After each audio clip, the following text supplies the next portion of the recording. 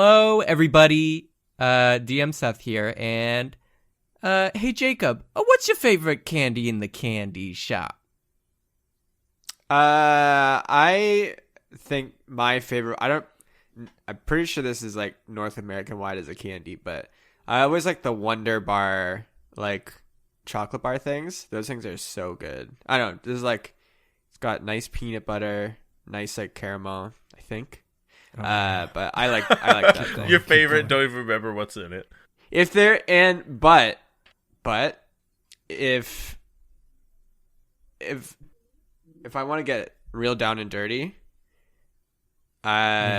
those like fake tasting banana things, they're like packing peanuts. Just shove them down. Oh, the what man? It's not the texture; it's the taste of the fake banana. Oh yeah, they're the worst. It is like a packing peanut, isn't it? It's like those It tastes like a marshmallow. Pink, or not pink, yellow, and they're like hard foam. And you You're talking about Peeps? No, not even close, Connor. I think it's just called banana candy. Okay, I know what you're talking about now. I don't think you do, because you thought I was talking about Peeps. Literally, just type in banana candy, and it's right there. Well, since we already know, because he seems to have already mentioned it, Connor, what's your favorite candy in the candy shop? Man, favorite candy, classic, just like a milk chocolate, like dairy milk bar. That's all I want. Say Peep. What? Vanilla, You're gonna say a Peep. Yeah, no, I'm a straight up plain Jane on that one. Like, just some good quality chocolate. None of that like cheap Easter crap. Like a nice, good quality chocolate bar. Hey just man, milk chocolate. Sometimes all you need is the melody. You don't need the superfluous, the candy shell or the peanuts or the caramel. I get you. 100%. Like I like the other ones. Like I'm a fan of O. Henry, but like if I'm talking about my favorite, just but milk chocolate can like, that's like a wide net to cast there, Connor. Like what company? Well, I said like, dairy milk. You're gonna anger a lot of people when you say quality. When you say quality with that, damn it! Look, like Lindor, like a Lindor chocolate. Is that closer to what you're thinking? Ooh, Lindor. Oh man, actually, just classic Lindors are also really good too. Yeah. Connor, salted caramel. Make up your mind. What do you like? Look, chocolate. Just quality chocolate. That's really all it comes down to. But you said dairy milk is quality chocolate. It is compared to a lot of the other cheap crap you get. Dairy milk is cheap crap. I don't know. No, it's not. Like the pure like dairy milk chocolate bars are not like cheap crap, man. That stuff. Yes, they are. Go get one of those. If you look on the back of that wrapper, you can see it's anything but pure. Well, if you look Connor, get a classic in the milk ingredients, chocolate. Go ahead. I went to Switzerland and tried milk chocolate there, and I can. Way to flex your wealth, Jacob. Goes to Switzerland. Going to Switzerland is flexing wealth. Like anyone can do that. We're not all as privileged as you, Jacob, to anyone get a chance can do to that. go. You can order the chocolate from Switzerland, but anyways, it actually is weird because I was actually reading the back of a dairy milk chocolate like last week, and it said like chocolate, soy, cheap crap. So it was actually which was weird. It's weird that I read that and we're talking about it now. It's how things work out like that. It's weird they put that in there. It's weird that I just happen to have photo evidence of the ingredients list saying just like, cheap crap on it. I'm posting it on our Discord right now. Everyone on there, you can see it live. If you want to join that Discord, join our Patreon. Hey. Yeah. Exclusive. And Adam, what's your favorite candy in the candy shop? Peanut butter O. Henry or peanut butter Kit Kat. Strangely, not big into Reese Pieces. Peanut butter. But you seem to be a peanut butter Kit man. Kat. Oh yeah, peanut butter Kit Kat. How does that work? Oh, dude, have you heard the good news? So basically, they got a Kit Kat Chunky, which should definitely be called a Kit Kat Crunchy. But anyways, Kit Kat Chunky, and they put peanut butter in that. Oh my gosh. Have you ever had, Jacob, do you remember those like Quaker Oat like chocolate bars you'd have in like a school snack? that had like a layer of peanut butter in them. Yeah. Is this one of your quality things you've been talking about? No, I'm just trying to help you understand because clearly you're not a man of culture. I understand throwing the out the science jabs. behind putting a wafer and then peanut butter on top of it and pouring chocolate on it to harden You over clearly time. didn't understand when he started telling you about it, so I just thought I would help. I you a little bit. asked him to go deeper on because it's easy to just say I like peanut butter Kit Kat. I want him to expand. I want people to get down to why they like things. Oh, and I'll also add, tied with that is peanut M&Ms. Basically, chocolate and peanut butter. Oh, I'm down for that. Yeah, besides Reese's peanut butter cups, I think they're a little overhyped. But, like, peanut I agree with M&Ms, oh my gosh. Peanut Kit Kat, peanut O'Henry. Oh, mon Dieu. Don't you have a peanut allergy? No. Worth it every time. He just takes a bite of the chocolate bar and stabs another EpiPen in, and just like gotta get Closet full of his pens. Well, if anyone was curious, my favorite is just a classic Cadbury cream egg. Wait a minute, don't you have an egg allergy? Extra cream. I can't. Is that? No, it's not. It's not. I was gonna say. Is You just that wanted like, to say that. Is like cream eggs are so whack. It's Yeah. I don't like them. It's designed to get like if you have a beard, you stay away from those things. 100%. 100%. Like there's no way you can get out of that without looking like you just ate like an abominable snowman. You gotta Like- one-shot that thing. Jacob, I know we disagree on a lot, but I'm 100% with you on that one. You disagree Hey. with me on things? Did you guys know What? in France? Go ahead. No, in France. Go. In France, when it's Easter and they're handing out chocolate, everyone only gets one chocolate egg. Do you guys want to know why? Why? Because one egg is un œuf. It's a French joke. Oh, I get it. No. Oh, that took me as. Yeah. Oh, boy. No. Yeah. If Yeah, you'll that- excuse me, I actually don't have time to record tonight. I gotta go. Yeah, I actually have to sign hate up too. eggs I'm more. ashamed. No, Okay, my bye. actual favorite chocolate is Hershey's Cookies and Cream Bar. I don't know why. I like it. Ooh. I like white chocolate. Conversely, oh yeah, go ahead. Oh, no, go. Conversely, the worst one is, those like pink, yellow, and brown rectangular wafer cookies. Oh, They yeah. come in like a big box. They always leave like an awful film on the roof of my mouth. It's like you have 2 or 3, and your mouth gets coated in wax. Yeah. I know what you're talking wafers about. or something like that. I don't. They're like Lego blocks. They're seductive that way. You're like, oh man, I just want to build a palace I can eat, and then it eats it back. No, not Nilla wafers. Well, that's been this episode of The Candy Shop, where we talk and rate and review candy. I haven't looked, but I'm sure there's a podcast about candy somewhere, and I want to listen to it. We should crash in on that market. Honestly, I'm thinking we do a hard pivot after this season. Cheaper by the Funyun? No. By the Anyways. it's not bad. We are a Dungeons and Dragons podcast for now. We promise we are. We'll see. Well, at least for this episode, we're still doing that. But let me hit you with a real quick recap. So last time, the gang had finished off Otto. Everything was over. And in the aftermath of the battle, because of the huge time wave, they noticed that, unfortunately, some things and some wires got crossed, I guess, and there was a bunch of clones of the survivors. So the people who got reverted back, there was multiple clones of them.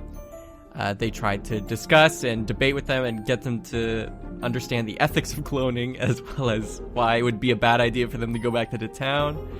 But they really did not care, and they just wanted to go back and see whatever family they had left and just return to where they came from. So on their way back, Harry came and scooped them up and took them away from the Mana Snow town before they entered in, warning them that there was some people looking for them, specifically people from the Flock, this like religious balance group, and the Competition Bureau, which is also a balance group for businesses.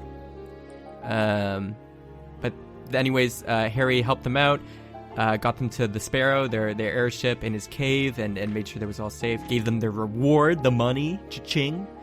And the gang flew off towards the second grand treasure in the Shroom's Hair Desert to drop off Peterson, I guess. And on their way there, unfortunately, the blue flower returned and manifested itself in Darian's left knee and Peterson's right ass cheek. And they are currently unconscious from the damage they were taking from it. Zippy, however, on the other hand, had just woken up from his dream where he was helping a little black ball with arms now, this like Mickey Mouse looking thing in the dream world. But he got woken up just as Viso was trying to enter in, and here we are. Zippy, you are in Darian's room. Peterson's on the floor unconscious. Darian's in his bed unconscious. Draken's just on the bedstand. Pepper's there with him. And Yogurt and James are kind of tending to one and the other. And they're all just kind of still freaking out because they both just went under. But Zippy, you left the room just as that was happening, and then they were getting damaged more because you heard clanging in the engine room part.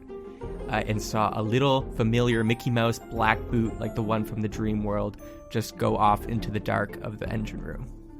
What do you want to do? Are you guys okay? Are you guys okay to be okay watching my friends there? I think I've seen someone mysterious walking down the hallway there. I'm gonna catch him. What? What are you talking about, Zip? This is real bad. We don't know what to do. If you saw someone, go get them. Maybe they caused this. That could be the answer. Just try and protect them while I'm gone. Just keep them conscious. Or at least breathing. I'll do what I can. Zippy, go find whoever that was. Okay, but just remember that Darian likes water room temperature, always. And Peterson, he always likes to flip that mask up and down at least once every minute. To keep doing that, almost like a fan. It might help. It might serve both purposes. Wow, shots fired. I also want to know what Pepper's saying in all this. They're just kind of like cowering and shivering. They're not saying much. But if they were to say something, they'd be saying, and that's what I want. That's perfect. There you go. And Zippy just hears, I'm scared. What's happening, Master? So you're gonna do what I just said? You know, the fanning, everything? Yeah, I'm doing it right now. Up, down, up, down. Oh, jeez, I hit his nose. Okay, sorry. Up, down, up, down. Open those eyes. He needs to see through it, even if his mind isn't seeing through it. Oh, gosh, how am I going to get my hand in there? Okay, I'll leave you to it. I walk it out and follow the Mickey Mouse foot. You go off into the engine part of the airship. Lots of pipes and valves and the occasional just like steam being released. And you're just walking through the dark, ducking under pipes and sliding between them. You have dark vision and you're scanning around, but you see nothing. And then clang, clang, clang, clang. To your right. Your eyes dart over. And there's nothing. And then you hear... And you turn around back, and you kind of are trying to look through the pipes that you just entered into, the nest of them, to look back at the door that was just creaking, and roll a perception check. I got a 19. Okay, with that, you peer through, and you can see the fully formed black orb with the arms and the legs. It still doesn't have a head, but you can see it's opening the door specifically to Norman's room, and it's trying to sneakily tiptoe into Norman's room, and then it closes the door behind it as sneakily as it can. I rush over there because all I'm thinking is I need to protect Norman. Okay.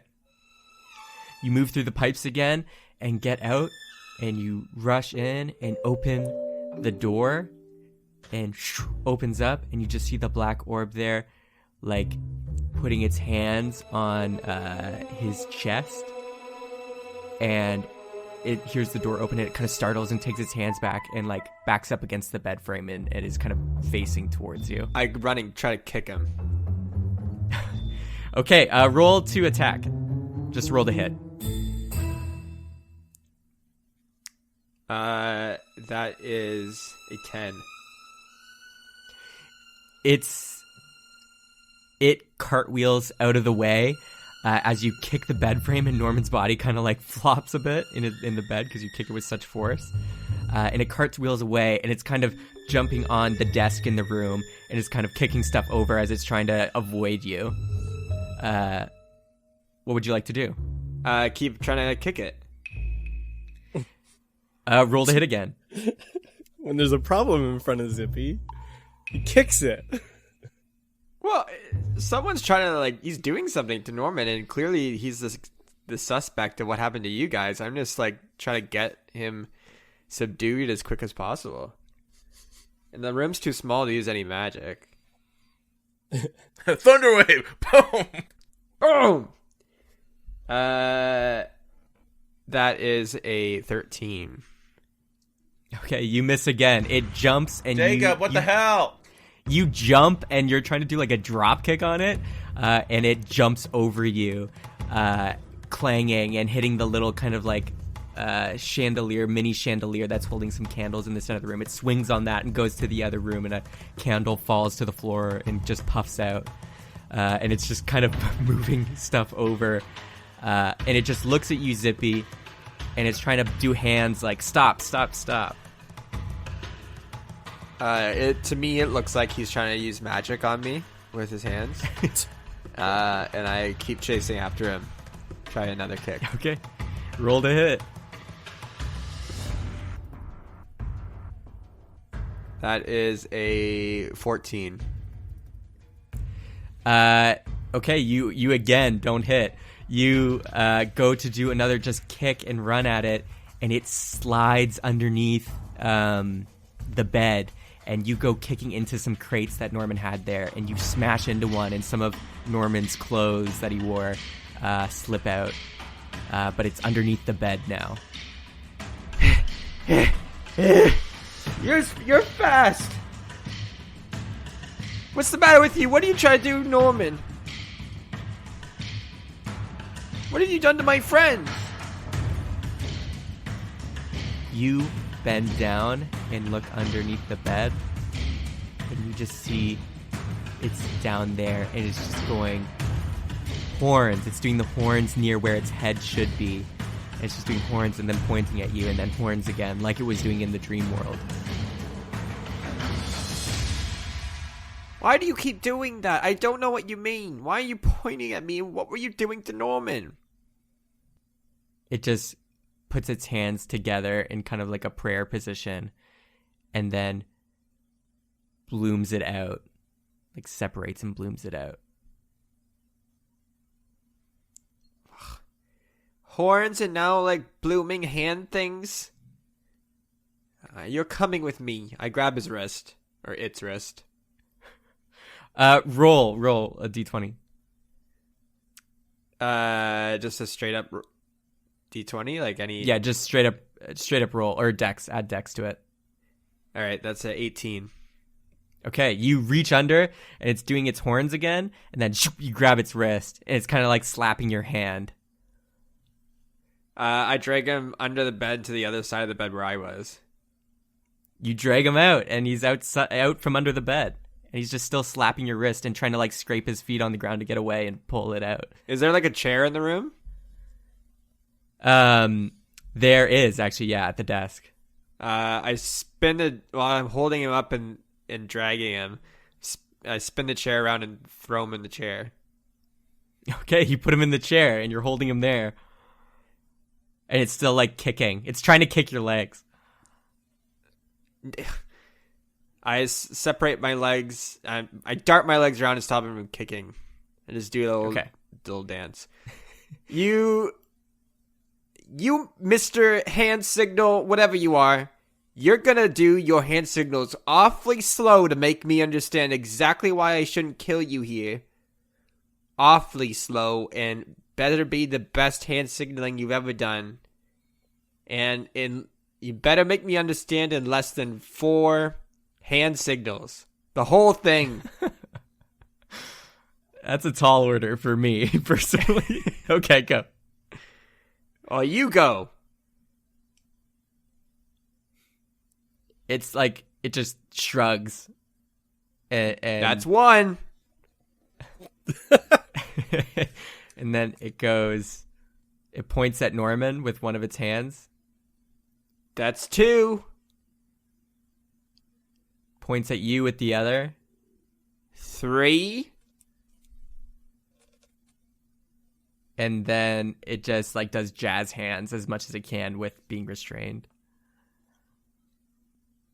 You just had to do that, didn't you? Make a fool out of me and Norman. All right. Time's up. I grab a blanket from and a couple of shirts from the barrels I hit. Mm-hmm. And then I wrap him up in them and tie them. Okay. You wrap him up completely, and he's trying to struggle, but you wrap it up completely in these clothes and blankets, so he's kind of garbage bagged. And you're starting to secure it. I tie it up. You do a double sailor's knot and shoof. Good. And I carry him out of the room, and I go back to the room with everyone else. Okay, you've tied him up. You push him out of the chair and everything, and he's just all tied up in the clothes now. And you head towards. Yeah, I Darian's carry him room. on my back like a little picnic bag. And Okay. And I go over to the room. You enter into the room with the picnic bag of a dream person, I guess. And Yogurt turns to you and just, while still fanning Peterson with his mask, it's just like, Zippy, what'd you find? Yogurt, look at this. There's an intruder, and I have no idea what it's trying to tell me. You need to help me out. I open up the satchel. You slump it onto the floor from your back and slump it onto the floor, and everybody's attention is on it. And it just looks like a pile of clothes right now. And you start undoing and opening it up, and it's empty. What? I just felt him in here like 2 seconds ago. Oh, jeez. Maybe he has whatever these two have, too, except in the head. James, Oh I my swear God. to God, you and your sly comments. Well, you're just parading around Norman's laundry. Jeez. Yeah, Zip, what are you talking about? What was it? Just quiet. I run back to Norman's room, see if anything's in there. You run back, and no perception check needed. You can tell nothing's in here. And there was no way that thing could have gotten out. I'm gonna go to Norman, and I'm gonna look at the spot where it was touching the chest. Sure, yeah. You just scan Norman's body over, no check required, and you like even open his shirt up and stuff on his chest, and all you see are Norman's tattoos, the teal tattoos. Nothing Is there else. anything different with the tattoos? Nope. I roll him over on his front. He's rolled over on his front, limp. Any tattoos there? Yeah, there's tattoos on his back and stuff. Anything different? No, just the. Well, you never really got a good look at his back when he was with you. Oh, guys, he's a very but strong man. surprisingly so. Yeah. It's got traps for days. Well, thank you. Norman from the grave. Zip, are you okay? Who said that? Me, Yogurt. Why are you? Are you super tired? Are you feeling okay? Well, Yogurt, I'd like you to just think for a second of what just happened, where our 2 crewmates just screamed in pain, and now they're unconscious and on Dora's death, and you're asking me if I'm okay? Let's think of the okay. situation for a second. Like, we almost just died. Well, you didn't. They did. Okay. Yeah. I'm gonna be quiet now. Okay. You scour the ship, see if you find anything else. Black in color, ball in form. But I'm kind of watching Peterson, and then Pepper flies out and just says, "I can do that. I can search real quick. Okay, good. I Finally. can search the whole Now- ship." I can feel content knowing that spell wasn't a waste. So you want Pepper to go fly around the ship and see if he can find anything? Well, within the ship. I don't think anything's on the outside too much, but yeah, whatever. You go, Pepper. I'm just trying to think. Pepper salutes and then just starts walking on the 2 hind legs, like upwards, and just starts walking into the engine room and stuff. I'm stumped here without Darian. Would usually say some words of wisdom here, or keep me on track or something. And Peterson would, he'd say something, but then we'd move on. I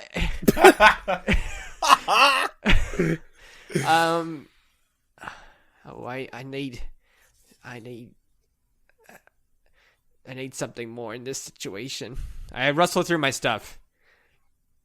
You rustle through your stuff, and you're just looking through your stuff. And for the rest of the night, is this what you're going to be focused on, is just trying to find this? Well, I'm gonna use something I didn't think I'd have to use, but I've been slacking recently.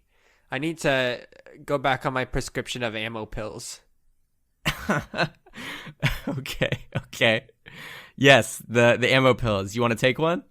Well, they work, and they helped my friends in the past, but I've just been so preoccupied with everything that. Who am I talking to?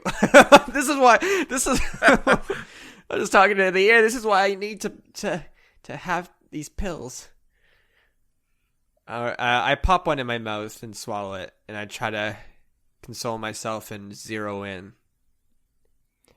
You pop one of these multicolored, cross-shaped pills into your mouth, and immediately, Zippy, you can tell the effects. And your brain just lights up. And whatever exhaustion or tiredness or even just drowsiness from just being woken up abruptly had on you, it's gone. And you feel laser focused. And you start sketching out the black orb and start detailing and trying to hunt down this thing and figure out everything. You're trying to figure out the world's problems right now. And for the rest of the night, you're just in work mode, if that's like what you'd like to do, to try and hunt down this black orb thing or help Darian or Peterson. What would you like to do for the rest of the night? Look around, but also pace my body. When you have these pills, you're supposed to pace yourself and also not eat for about 12 hours at the same time. Oh, 100%. That's what the brochure says. So you do that, and the rest of the night you're working away. James and Yogurt are taking care of Darian and Peterson, and Pepper's looking through the ship. And dream world. Darian, you've popped back in after your latest just faint. You are in here in the white space, and you see Paige, and you see talking to Paige is a familiar blue-skinned humanoid thing with wearing this kind of toga, and also has just their entire face on their torso. It's Viso, the god of dreams. How did I get back? Viso, did you pull me in here? As I was saying, I don't know this game, Paige. Oh, hello! Darian! Good to see you. I did not bring you in here. No, you just come when you sleep. Well, that's the odd thing here. I kind of stopped sleeping because of this, but I seem to have recently gone unconscious. Oh, that could do it as well, yes. Is there... There wouldn't happen to be a way that you could send me back, is there? Not unconscious. If you were sleeping, I could definitely force you to wake up, but unconscious is a different type. Oh. You want to give it a shot? You're not gonna like it, but sure. Well... Yeah, let's give it a go. Hi, Paige, by the way. Good to see you. Hi, Darian. Okay, and the torso body blue guy comes up and he's like, well, before I do this, if it does work, I kinda need you to pass a message on for me. I wasn't actually looking for you or Paige. I'm looking for that, the little one. Zippy? Yeah, what were you, going to tell him? Oh, just to chat. It's been so long since all of us had a good conversation. What was that? Way before, Turi and all that, right? Yes, that's true, and you bound us and interrogated us and... Okay, well, if you say it that way, it sounds like sounds way worse than I remember. Well, I remember it being pretty bad, but... But I'm sure it all worked out because you are safe and alive. Well, maybe not for now. Who knows if you'll ever wake up from your unconscious state, but... Well, anyways, true. if you see him, tell him, to take a little nap or something. I'll be waiting. That's all? You don't have any details I can give him? No, I'd better do that myself. Alright, well... Alright. I'll pass Well, that along. I'm gonna need you to close your eyes.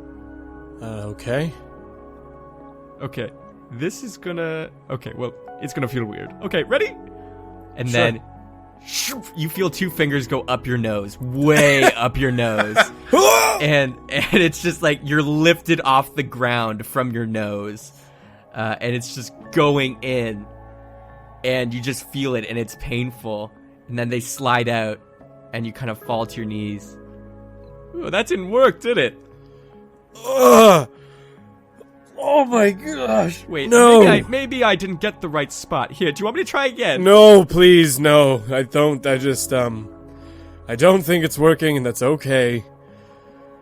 Oh my goodness, you almost tickled my brain. Your fingers went so far up my sinuses. Well, technically it wasn't your brain, because... It's... Well, I'm not gonna get into dream physics with you. We have a bad case of physics on this show, I think. Yeah, please don't. I can't go through another post like that. Ugh. Well, looks like you're gonna have to wait it out, if that didn't work. Yeah. Yeah, I guess so. Okay, are you keeping us company then, or are you leaving now? I'm going to be going. Thank goodness you're here, because Paige was being incessant about a game, so I don't want to play. I've got better things to do. So, Sure. I just anyways, have one... pass that... Can I have one quick question for you in return for passing on your message to Zippy? Okay, sure, shoot. Last time we spoke, you mentioned that some of the gods all meet. Has there been much disruption since the fallout with Turi and everything that's gone on? Oh, you better believe it. It's been wild.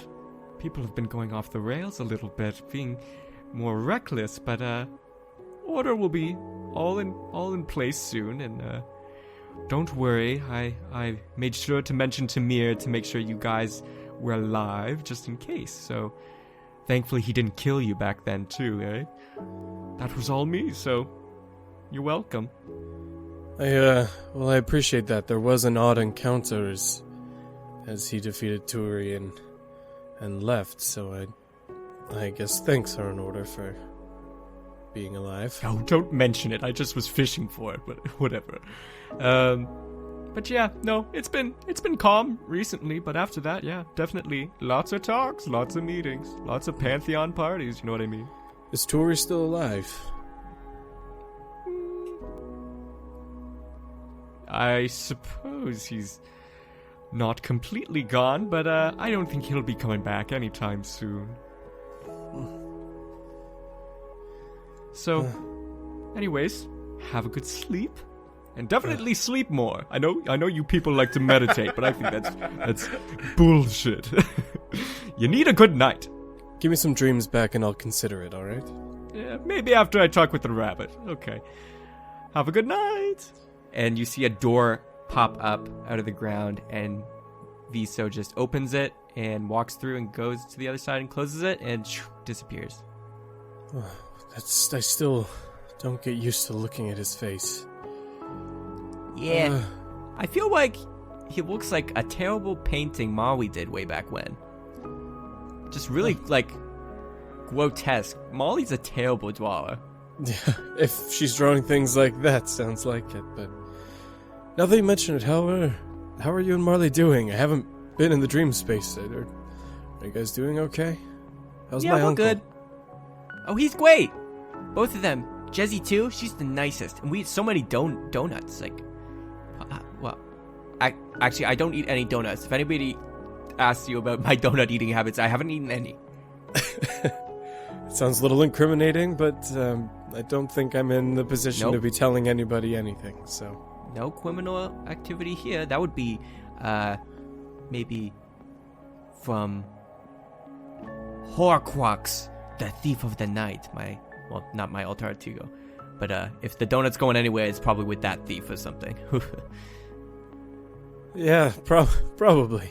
Are you guys coming back anytime soon? Oh, maybe.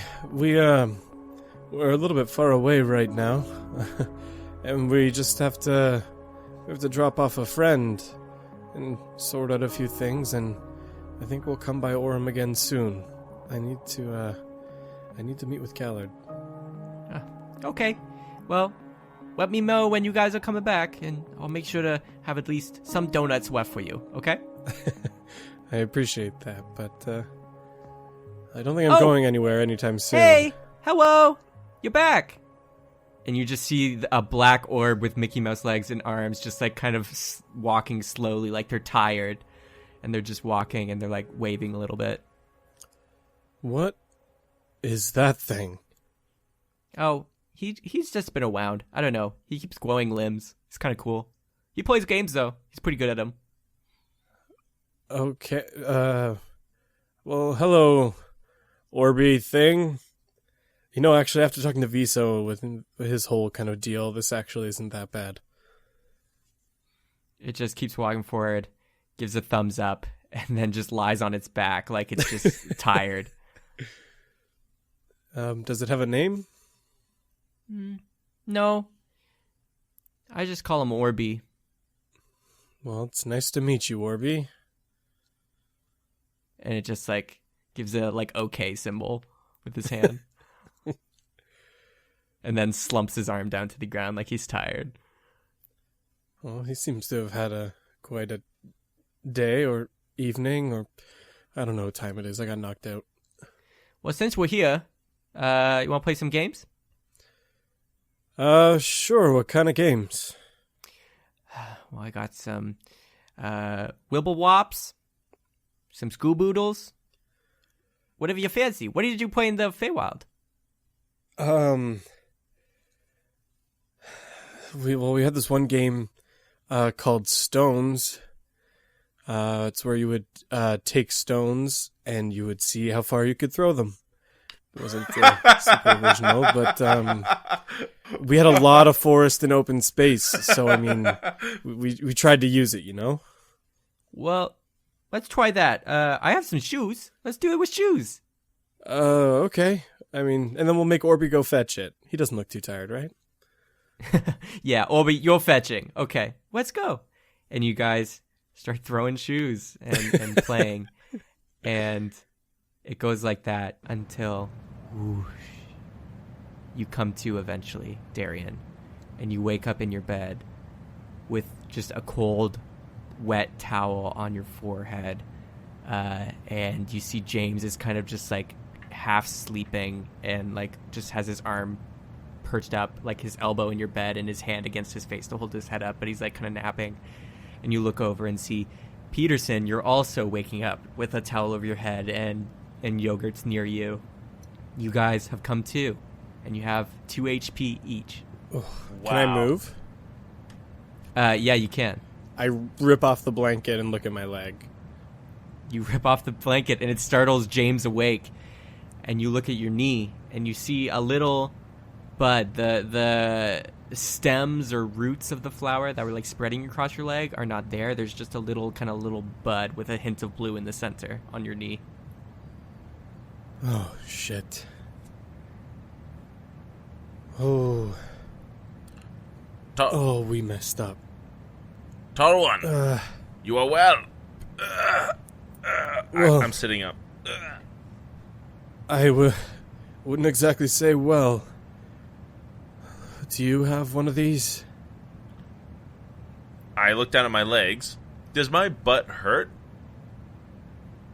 Kind of. Yeah, it's a little sore. Same with your knee. Not brutal, but your butt has the same thing. My butt hasn't hurt this much since my initiation as a shaman. I'm not gonna ask. Shoot. Kid. Kid, you're awake. Oh, thank goodness. Barely. You too, Peterson. How are the two of you doing? Hello, fishy one. I don't really know yet, because I apparently got a new tattoo. And I gesture to my knee. Yeah. We noticed, obviously, that. We were trying to stop the spreading, tying ropes to cut the circulation off at, like, your leg, but those roots kept going until eventually they just calmed down, it seemed. And then we just tried to stabilize you and keep you as comfortable as possible. I fear that, the only thing that's going to stop this is some other kind of magical means. And it's very dangerous. And the only thing that I've seen that might give us some idea of how to block it was something that Gilbert had when he was buried. And look, this is way beyond my knowledge of any kind of magic or arcana. I think we're going to need to try and find more information. I agree. We can't go on if you keep having certain spells like that cast upon you. But I'm glad you both are doing better. We were lucky that we were safe on the ship. If something like that happened during a fight, that could mean the death of all of us. DM, is there a mirror in this room?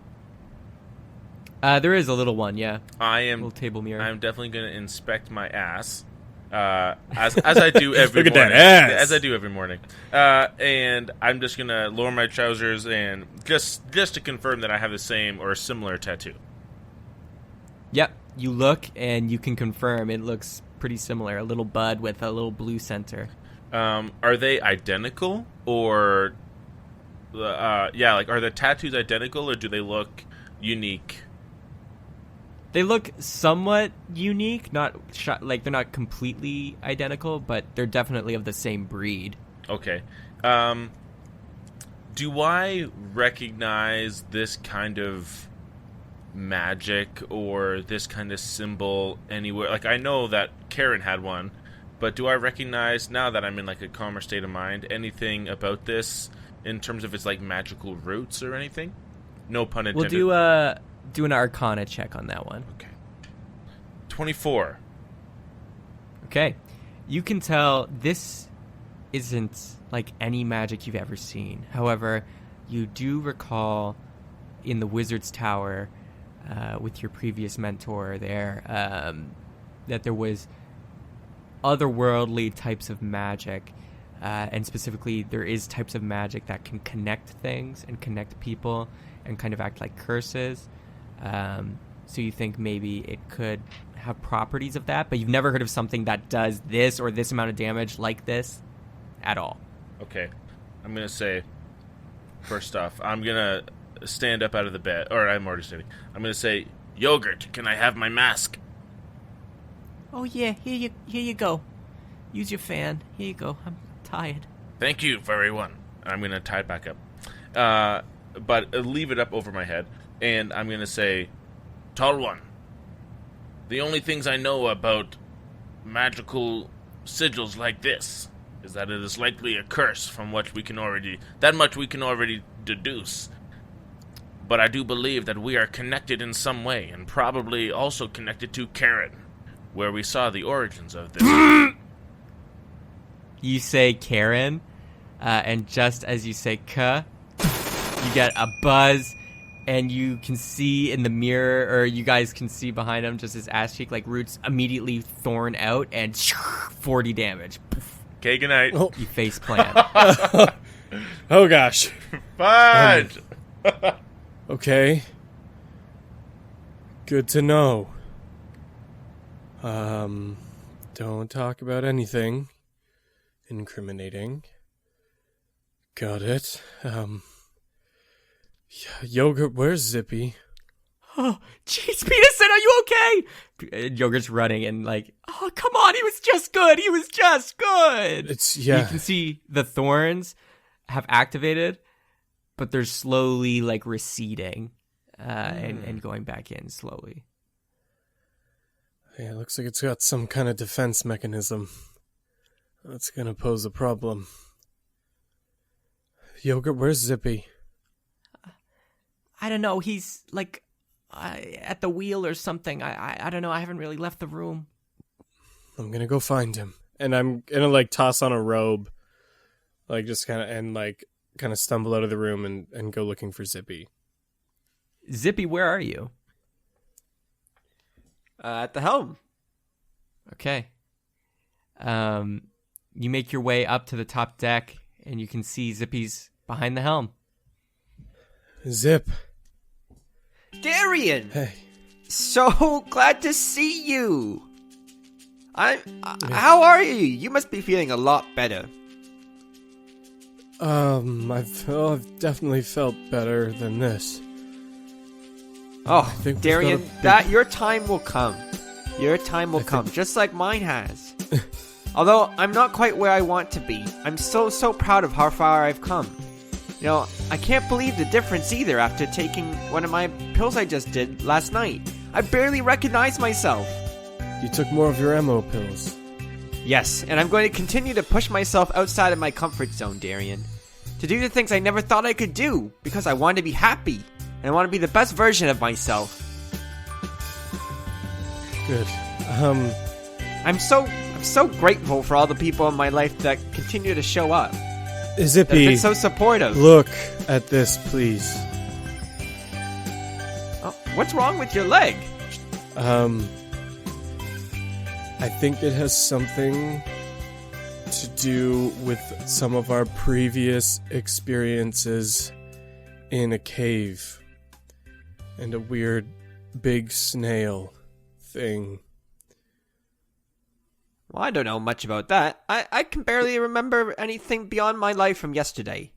Zippy, I need you really hard to try and remember. I can't give you more details. Peterson was awake a few minutes ago, and he said too much, and he's now unconscious, so I need you to work with me. Okay, let me just have one of my green smoothies here. 1 second. I like to put one of the pills in. It makes it so I don't have to put on any like unnecessary fat or anything. Okay, are those pills addicting, Zip? No, they just work. They work, Okay. and that makes you work hard. And I work hard for what I do. Okay, that sounded a lot like a sales pitch, and I really don't think that's the time. Are you interested? No, please, not right now. Come on, you'll be a gentleman Look- just like me. Please, Zip, focus. Do you recall who we met in the cave? There was a watcher. He asked us some weird questions. I mean, I guess. We meet a lot of weird people. I feel like the whole robot arc kind of overshadowed that whole experience. Well, I'm trying to bring you back to it now. We were in a cave, the three of us. We met the I think they're called watchers or seers. I don't remember. I don't think it was observers, was it? No, that might be Fringe. That's some other show. Okay, look. Do you remember we sat there, we drank tea, or with some drink on the table? Well, at least Peterson and I drank it, and then the thing happened, and please tell me you remember. I mean, yeah, I remember. What's the issue? I don't understand. What's gonna make you remembering this have to do with I your think leg? a result of that encounter is this. Okay, you could have just segued to that. I understand. I need to make sure you're following, Zip. I'm following. I'm listening to you. Okay, that was not very clear. Look, Darian, I don't think you need know. one of these smoothies. I'll make you one real quick. Here. Okay, I don't know what we can do about this, and it's really dangerous. It knocked me out in a few seconds. It just knocked Peterson out twice. Well, I mean, can we cut it off or something? I was going to ask you, actually. At your current skill, do you have the ability to regrow limbs? No, that's 2 levels away there, Darian. I'm not as amazing as you think I am. Dang it. Okay. The only other thing that I can think of in our experiences with this was, if you recall, when we were burying Gilbert, he had some kind of magical artifact on his leg that seemed to be stopping something like this. So Do you think I you're think gonna it's go the way of him? I mean, he was murdered by May, so I hope not. Is fate gonna come up to you? It's gonna get I you, mean, Darian. Fate. It could. I don't know. Maybe Is this your fate arc slapping me over in the with the face whole? right now. Is it because you finished like you had your moment like a little bit ago, and now anything could happen to you?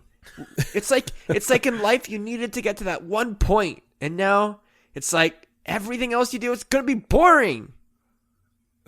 Maybe. But I still think there's more of a story there to tell, but anybody could go at any time, Zip. Well, I can make sure your story never ends. Here, have one of my pills, and I can make sure that your story is just as interesting as mine. I think I'll pass for now. You hear the door to the helm room open, and in walks on 2 legs Pepper. Oh, I think that's And it looks opportunity knocking, Darian. And Pepper walks in and sees you, Darian, and runs up and hugs your leg and just goes, Cotolo! Yeah! What? This Pepper sound like Jabba the Hutt. And It's draconic, you Connor. hear, Zippy, you hear, oh, no, Master, Father, thank you, you're back. Oh, I'm so worried. Oh, and Zippy, I didn't find anything. That's okay. What's okay? I looked a lot, really hard, like literally hours, and the ship's not that big. I know you did. You did your best. But It what did got they hard do? to sniff things because of the dust, because I think we're getting near somewhere sandy, and he's getting in my nose. You're right, Pepper. I haven't opened the windows in a while, and I've been driving with my soul. Let's see. You... Maybe I should open these windows.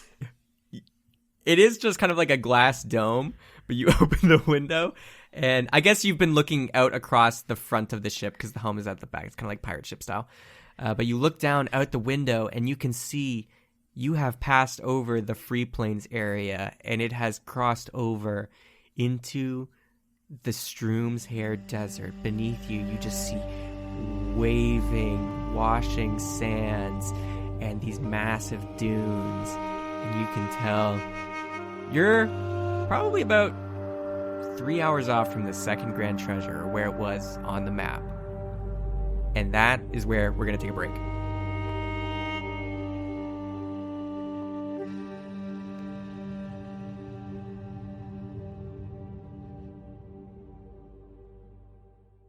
Hello, everybody. It is me, Seth, coming at you with another mid-roll. What else? What else happens here but mid-rolls? Well, let me get right into it. The first thing on my agenda today is to thank a very special person. I've had quite a few of these over the last few episodes, and this one is no different nor less special because it is for you, Julia. Yes, our newest Patreon member. All of you. And also I should say, this is for a specific Julia. You know which Julia you are if you're receiving this. If you're another Julia and you're listening to this, go away. This isn't for you. It's for Julia, not you, Julia. Back off. But seriously, thank you so much for becoming a patron. Man, I'm so bad with calling it what it is, which is, I think it's patron, not Patreon member. Either way, thank you for becoming a patron. And, if any of you out there are interested in also joining our Patreon, we have a few cool tier stuff. We have some new bonus episodes right now that were led by Connor. It's about the Silverblades. It takes place in this world and everything, so it's all fun and games. And there's an old man and a tiefling and a beaver boy, and it's a fun time. So if you want to become a Patreon member, you can hear that and also get some lore and some other goodies. And gonna keep putting content out on there. But if you want to support us in a non-financial way, like with no Patreon, you can do it by following us on Twitter, following us on Facebook, giving us reviews. Yes, give me those reviews on iTunes or Podchaser or anywhere. You could review me and yell it to the sky. Actually, not the sky, your friends. Yell it to your friends, because word of mouth is good. But reviews help a lot. And other than that, if you don't want to support us, fine. And the next stuff on my agenda here is to tell you when the next episode is coming up, which is... Can you tell I'm doing this late? Can you tell I'm recording this little mid-roll pretty late at night because I don't have my glasses on and I'm an old man and I can't see the numbers? And it looks like oh, dang. The next episode's coming out June 2nd? May just disappeared. Much like 2020 entirely. So yes, June 2nd is when our next episode's coming out, so get pumped for that. And also, be good. Be a good person. And have a good 2 weeks until I see you next time. And yeah, that's all the announcements I got. Thank you again, and thank you, Julia. But not you, Julia. Just Julia. And have a good one. And enjoy the rest of the episode. And I'm going to go sleep now because it's late at night. Okay, bye.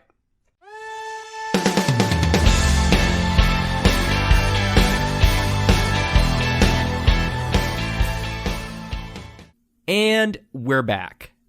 And we have entered across the border into Stroom's hair. Make that text appear on the screen. Which you can't see because it's a podcast. But you are in Stroom's hair in the desert, and you're flying forward and moving. Pepper yells at you, Zippy, and says, close the door, too dusty. All right, close the door. And you close that window that you opened, and it closes. And Darren, all you hear is just like, and Pepper just kind of sits on the wheel and is looking at you two. Well, I guess that means we've made it to Stroom's hair. We're getting close to the next grand treasure. Has the sun come up? Yeah, it's like noon. Oh, it's noon. Like 11. Yeah, 11. Oh, almost dang. noon. I was still picturing it being dark. Okay. I will take, because I like had a robe on. I want to step outside and look to see if I can spot any kind of cities or anything nearby. You step out, and just with your regular eyesight, you can't really see anything when you look across off the deck of the airship. You just see deserts and a lot of sand. Oh, wow. I don't see anything out there, Zip. I guess it's gonna be a little bit of wait before we get to the next settlement. Look, about the, thing, the situation on my leg. Look, supposedly the second grand treasure is some kind of grand library. Maybe if we can gain some kind of access, we can try and look a few things up. I don't know if that's even true. I don't even know if there is one, but it might be worth taking a look, and maybe we can find some information on how to bring Norman back. Kill two birds with one stone. I like the way you think. Yeah, here I'm gonna go get my gear, just to be ready for anything. And then I'm also gonna pop a cure wounds. Just Okay. give myself a little bit of help. Oh, cool. You get some health back. That's 8+1. There we go. You get it back. So it's up to 11 health. Record high. Brutal. But at least I'm not limping anymore. Okay. Yeah, and then I go down to get my gear and to kind of check on Peterson again. You go down and you're putting on your gear, and Peterson, you come to. And Yogurt's like, oh, thank goodness. Jeez, you guys, stop falling over. I need a nap. Thank you, furry one, for attending to my needs. DM, am I still only 2 health? Yeah, you're back up to 1 health now, actually. Oh, baby! Peterson, before you say anything else, don't say anything directly about our current skin situation. You mean Karen? I'm just kidding. I don't say that. I was ready to hit you with I know, I could tell. I will say, good idea, tall one. I will refrain. All right. It smells dusty in the air. Are we in the desert? We are. I think we just entered into it not long ago. We're looking for any kind of settlements or anything in the area, but I couldn't spot any right now. DM, if you'll let me, I did roll this, but things were kind of crazy at the end of last episode. But because I was damaged 3 times, I rolled 3 times, and I spawned 5 cupcakes. So there should be 5 cupcakes for my ghost hamster on my bed. Yes, your ghost hamster, while you were dying, was still doing its job of producing cupcakes for you. I'm going to go wolf down 5 cupcakes for breakfast. Ooh, tall one. Okay, Tall. Oh. Okay, I'll give one to Peterson. Peterson, Yes, Westboro. are you familiar with this area at all since you wanted to go see the Great Library? I looked at some rudimentary maps, but I believe they were outdated, and I'll let the DM decide for me. I would say no history check required. You have been scouting out and looking at the path to get to Stroom's Hair. You've looked at maps, and you don't know too much about it other than that. The goblin tribes in the area around Dawn wasn't too knowledgeable, and even the tower, they didn't know too much about the second grand treasure, but you do know the general location it should be on the map. Wait a minute, what am I saying? I know the general location of this place. If you just put me in the helm, I'm sure we can find it. I think you telling me where to go will be good enough. Head. East? What? I don't have the map in front of me, DM. You'd probably say north. Yeah, we're probably going to go south. Just kidding, sorry, I was mixed up, climbing up the stairs. Northwest. Yes, head north. East? Oh. I thought you meant west. Okay. Arabian Nights. Arabian Days. And then I punch it. Sand is you punch it and the bags inflate and you guys are flying, and the sand is sometimes you're flying a little bit lower sometimes and up because you don't want to go too high. There's some like sandstormy parts. Wait, And DM, sand is kind of washing over the front. Yeah, how are our wind elementals doing these days? they seem to be fine. They seem to be doing their job. Peterson. Darian has heard them just laugh sometimes. Yeah, I check in on them in Primordial. I talk to him. Well, how are they doing then, Darian? Well, last I checked in, they seemed to be okay. When we got on the ship to leave from Anasno, I talked to them, and I guess we didn't sit down and have a long conversation over coffee or anything, but they seemed to be okay, no complaints. The more I think, and let's keep this between us, is that if these wind elementals quickly figure out that we're just a bucket of weight up in the sky, that if they just decide to let go and do their own thing, we're screwed. I think the longer we can keep them from realizing that, the more we can use and abuse them without having to meet any demands they want. So no, trust me, they're a bunch of recluses. They actually like hanging out in their balloons. We're okay. Okay, yeah, just I don't want to have to start paying them 100 gold every episode, you know? I don't want Oh no, they have no use for gold. We're okay for now. Okay, well, I don't want to like blow air into their balloon, if you know what I'm saying. It's like I don't want to do anything to help them out. I want to use them as much as I can. All right, pretty ruthless, but also I'm telling you we're okay. I'm talking to them. They're fine. They enjoy what they do. I'll let you know if Ignorance is anything bliss, comes up. right? And if it makes them happy, I can use that to my advantage. It's not okay, sure. Yeah. Oh, how the Okay. world goes round, Darian. All right, let's Yep. carry on. Real quick, trivia time, and you can play at home as well. You can play this trivia time at home. This one specifically for, well, I guess any of you guys. What were the names of the wind elementals in each balloon? There's 2 in each. Hurry, Kane. Yeah, Hurricane. And was it hold on. How do you remember this, Connor? Because they were wind names. I'm trying to remember the other two. It wasn't like Tor and NATO, was it? Yeah, it was. Yeah, it was. I Okay. just wanted to bring it back. If you got that right at home, you get 1 Seth buck. Do I get a point of And, inspiration for that? No. Come on! Connor, you talk. I should throw in you more trivia. self-proclaim that you talk to them all the time. I would hope you knew their name. Well, I do. I talk to them in their own language in Primordial. Anything else you guys want to do before you start moving on towards the second grand treasure? Yeah. I'll actually. Yeah, Sorry, I'd like to Adam, do two are you gonna things. do something? Yeah, I too am going to cast Cure Wounds on myself real quick. Okay, good call. Just because I'm at 4 health now. Or how much are those cupcakes? Because I had Well, one. It's like a 1d4. D4. Don't 1d4 use plus cure con. wounds. Why don't they just do like a short rest while I drive on over there? Well, do we have time for that? Yeah, you can do that. Okay, Yeah, I'll well- also do a short rest.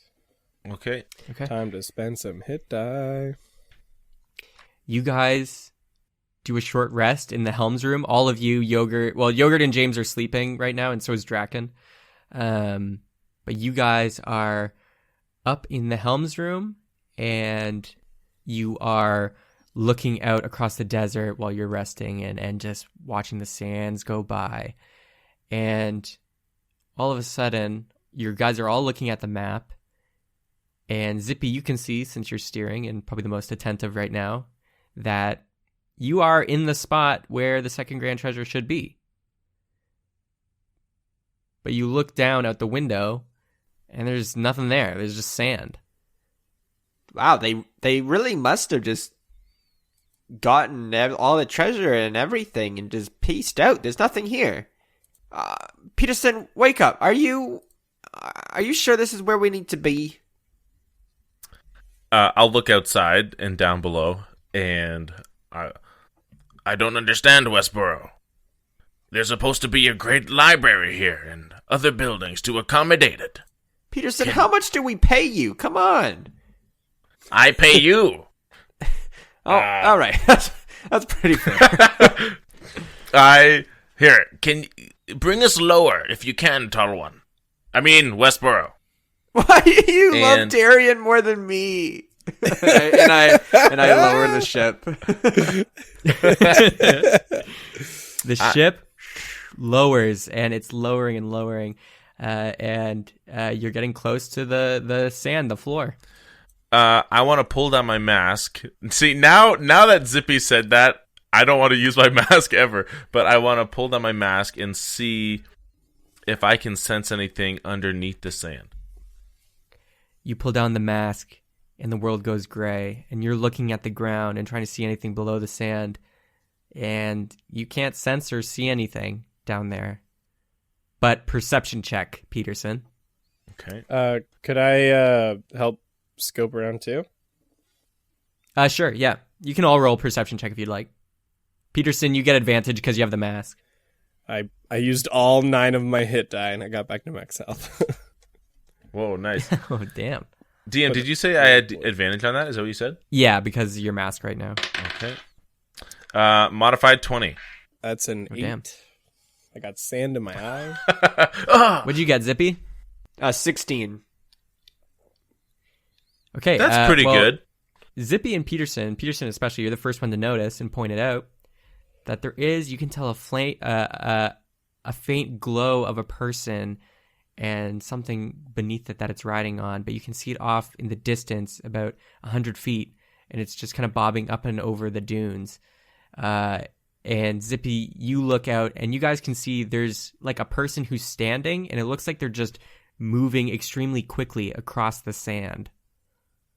They're like just standing upright, and it looks like they're just kind of like on a moving escalator, just like going up a dune.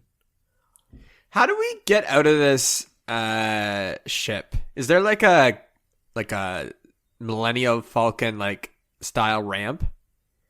Yeah, pretty much. Does it like mechanical? Yeah. Like, okay. Well, It exits out the side. You go below deck, and then it like you pull a lever, and it just opens up and goes down. how fast is this thing going, DM? Like the person? They seem to be going decently fast. Like definitely faster than any person could walk. Okay. Well, It's like they're riding like it would be the same as like if you were flying on a giant eagle or something. Peterson, Holy. Peterson, how about this? I'll try and get the ship real low, and we'll extend the ramp out, and you go outside on the ramp and try to talk to them, and we'll like see what's up. They seem like they're going pretty quickly, so we're gonna have to keep the ship moving while you go and talk to them. I grab a spool of rope from my pack and I say, "Of course, Westboro." And I'll start making my way down the ship. Okay. Peterson, I'll come down with you. Oh, thank God. I mean, I was putting on a strong face, but I'm not the most dexterous or athletic. So Zippy, you're gonna try and fly up next to it, and they're gonna try and talk from the ramp. Yeah, I guess I'm gonna try and get real low to the sand dunes and like try to keep pace with this person. Sure. You blast off, and you start catching up to it. And Peterson and Darian, you're below deck. You want to pull the lever? I'm going to secure myself first. I'm going to tie the rope around my body and then tie the other to Darian. Just kidding. I'm going to tie it to like an anchor point inside the ship. Yeah, I'll do the same thing, but I'm gonna stay more back on the ship, kind of being Peterson's safety net. It almost seems like the rope is a bad idea, because if you fall out of the ship, you're just going to keep getting dragged along these up and rising sand dunes. I'll keep an eye on you. I mean, in my mind, I'll keep an eye on him because I'm on deck. He can't hear me. I hear those thoughts. Don't worry, I'm sure Zippy's got our back. Okay, but if I'm dragging too long, cut the rope. You know what I mean? No, I don't. I'm sure Zippy has our backs in the upstairs. Arabian Night. Okay. Here we go. Pull the lever. The side wall underneath opens up, and you see below just a steel walkway comes out the side and then chink stops, and you can just feel the wind blowing and sand flying by. And can we see the riders from still looking out? Not yet. Zippy's still trying to catch up. They're about 50 feet ahead of you. I'm going to go onto all fours, as goblins can do, and I'm going to start edging my way, holding on to like the edge of like if we're going straight and I'm going out of the left side, I'm holding onto the right side of the ramp so that if I skid, I have some of the ramp to slide along. Does that make sense? Right. Yeah, that makes sense. So I'm crawling down because I imagine we're going pretty fast. Darian, how about you? I'm like staying higher up on the ramp. I'm letting Peterson do his thing, but I'm just there to back him up if something goes wrong. Got it. Zippy, you see it's still moving pretty fast, but if you punch it a little bit further, you know you can definitely catch up to this thing. This guy who looks like he's just standing, like he's like almost T-posing, just standing and moving across the ground really quickly and through the sand. I punch the lever as hard as I can. Crunk! Eric goes at the exhaust, and Peterson, a dexterity. Oh, I knew it. You told me to punch it. With advantage, because Darian's grabbing your rope. Oh, ooh. Okay. Oh, thank goodness for advantage. Oh, thank goodness for advantage. 17, otherwise would have been a 7. Yeah, that's enough. It jolts a bit, but you keep your grip strong and you're steady. And you can see you're getting close and closer and closer. And you can see it's just some kind of orc person with lots of just draping cloth like wrapped around their head and masking their face and just covering their body. And they are riding on this stingray that's kind of like floating above the sand. And they have kind of like some bags on it, and they have like a little backpack on too. And they're just moving across the sand quickly. Have they noticed us? They see you guys and look up, and they are like kind of physically just like a little shocked, but they just kind of wave friendly. Okay, I'm going to use Minor Illusion to create a 5-foot large hand that waves as well. You do so. It pops up and waves. And then it's going to say like it's going to bob up and down while pointing to the sand. It bobs up and down. What are you trying to convey? I'm trying to say like pull over like the hand is pointing down to the sand as right.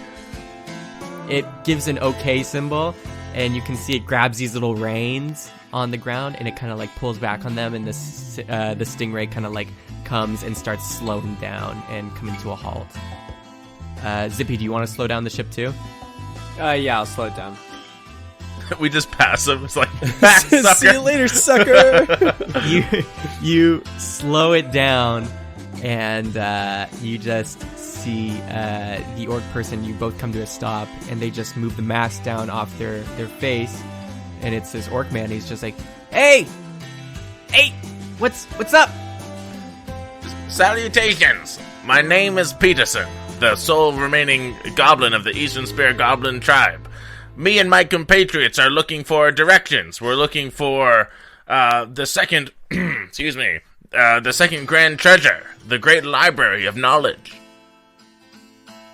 Oh, yeah. Well, that's where I'm heading.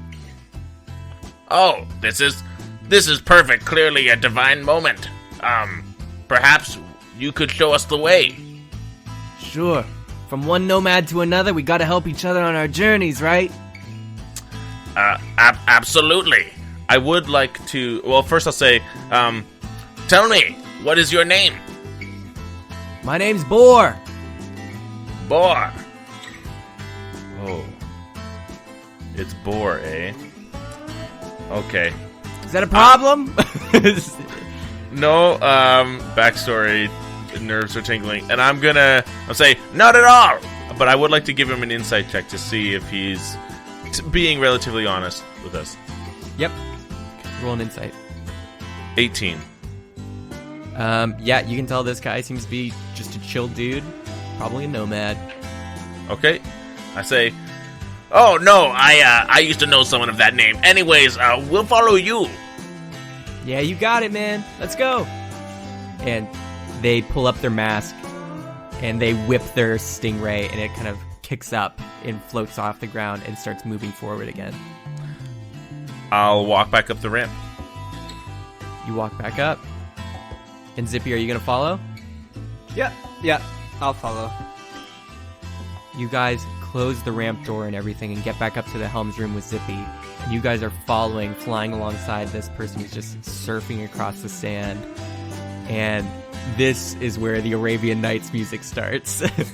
And you see coming over a dune, you go whoosh over the top, and Arabian Nights. You see, there is this moving wooden tent caravan mass.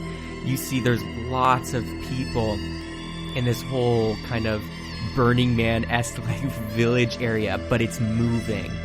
You see, it's like this giant kind of platform. It's like all these carriages and carts and everything have merged together to make one just long moving tented platform thing that's moving forward. And beyond that, you see there's a thin line of people walking single file or riding on these like giant lizards that they're riding through the desert, or stingrays. They're all just kind of in a line moving towards this four-legged moving building that's leading the way. And it's just making its way through the sand slowly as the people behind it are walking, just following it. And this kind of caravan moving city is also just following behind that. What would you like to do? Does it look like there's anything on the caravan, like there'd be a place for us to land on top? Like, does it look like there's anything available for that? There doesn't seem to be many things like on top or landing pads or anything, but you can see there's lots of like carriages that are kind of splitting off the sides, and they start like going their separate ways or something, and then others are coming and joining into the fold. It's like a constantly merging, molding thing. You think maybe you can park close to it, keep it like it's not moving super fast, so your ship could just kind of like slowly, idly fly next to it. But someone yeah, asked me. Someone asked me if I can park this close to the convoy and keep it steady and in check while we go and check on this convoy. Someone asked me if I could do that. Zippy, do you think you could keep the ship idle, going kind of slow so it stays on pace with the convoy? Darian, that's a tall order, but especially since I'm pretty new at this, but I'll give it a shot. Okay. Are you still hopped up on ammo? I don't know what that even means anymore. Oh.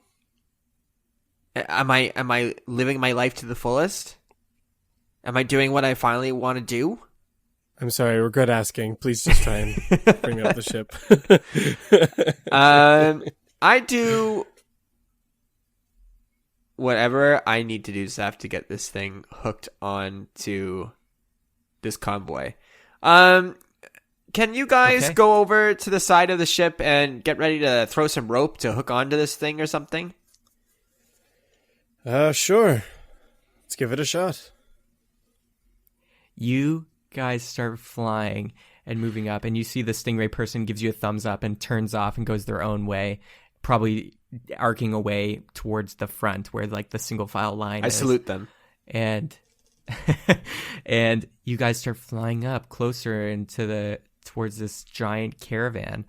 And you can see it's just a bunch of cobbled together attached carriages by rope and stuff. And you can see there's some people and they're waving at you. And when you go out on the deck, Peterson and Darian, they're just like, "Hey, you need a hand?" Yeah, we need to, I don't know, anchor down, somewhere we can lock onto this thing. "Yeah, sure. We've seen all types of carriages, but nothing like that. Let's give it a shot. Here, catch this rope." And they start throwing rope up to you. All right, I catch it. You guys catch it. Do you want to start tying it, securing it? Yeah, let's do it. Yeah. You guys secure it up. It's all good. Tighten the ropes. And it seems stable. It's just kind of floating along. You put it kind of like in neutral, Zippy, and it's just kind of floating along, tied like a balloon to this moving mass of carts. I'm gonna need Darian to do a quick pep talk to those wind elementals to get them a little hop, skip in their step, you know. Sure. Sure. Hold on. I'll get to that in just a sec. Actually, no. I'll do that. Sorry, I'll do that first. I just want to follow up with something after.